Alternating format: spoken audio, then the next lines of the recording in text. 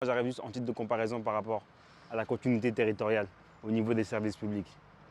Il y a une absence criante. Et franchement, je ne sais pas à quoi joue l'État. Je suis membre de la commission de contrôle et d'évaluation des politiques publiques. Et ce que je constate depuis que je suis arrivé, ça fait depuis 4 jours, un abandon. J'ai l'impression que nous sommes en soins palliatifs. La Guadeloupe est dans un état et on laisse aller.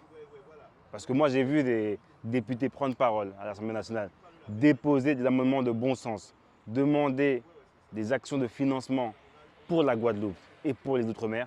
Et à chaque fois, ça a été retoqué. Ça a même été retoqué au 49.3. À chaque fois, le gouvernement avait des avis défavorables sur le plan de financement du PLF pour les Outre-mer.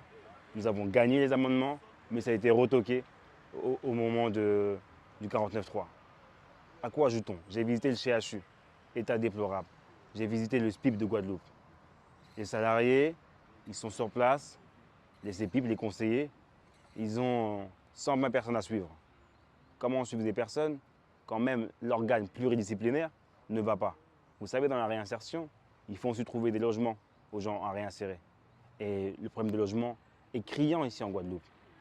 Et pareil, la réinsertion, il faut aussi trouver un emploi pour les gens. Et vous savez qu'il y a beaucoup d'emplois informels, les choses ne sont pas structurées comme en hexagone. Et comment faire? Il y a des spécificités à prendre en compte.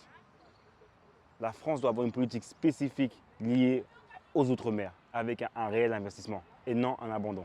Nous avons fait un magnifique score au premier tour. C'est pour ça que pour moi, c'est important. Moi, je dis vraiment, c'est une continuité territoriale. Il faut que les acteurs politiques de la France insoumise et de la gauche viennent constamment, une fois par mois, une fois tous les 2 mois, discuter avec les militants, discuter avec les Guadeloupéens et les Guadeloupéennes. C'est vraiment un socle important. Et vous savez, la Guadeloupe est un exemple pour toutes les villes de l'Hexagone. En termes de résistance, de résilience, nous avons beaucoup à apprendre des Guadeloupéens.